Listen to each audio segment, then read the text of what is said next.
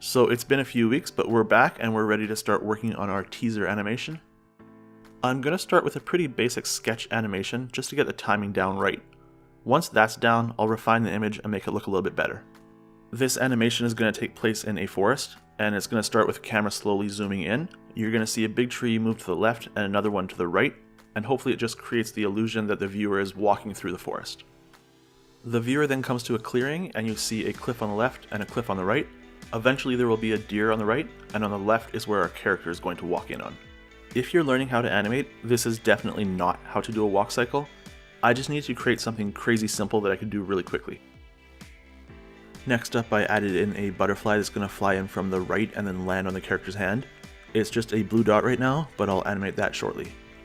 So at this point I was fairly happy with the timing and the placement of everything, so I went ahead and I started to refine the background drawing.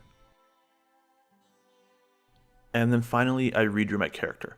So I changed his body slightly, but I'm much happier with this version. Next up I played around with the walk cycle a bit more.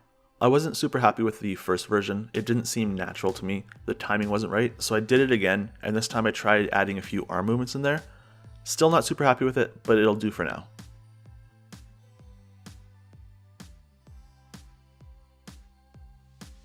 At this point I realized it was hard to distinguish the background from the foreground, so I went ahead and I changed all of the background lines to a gray color, which makes it a little bit easier to tell the difference.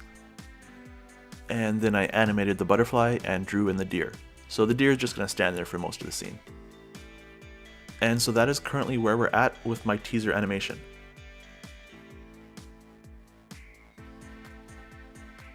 The goal is still to have this thing published by the 12th of March, but I know I still have a lot of stuff to do. Thanks for watching, and we'll see you guys in a few days.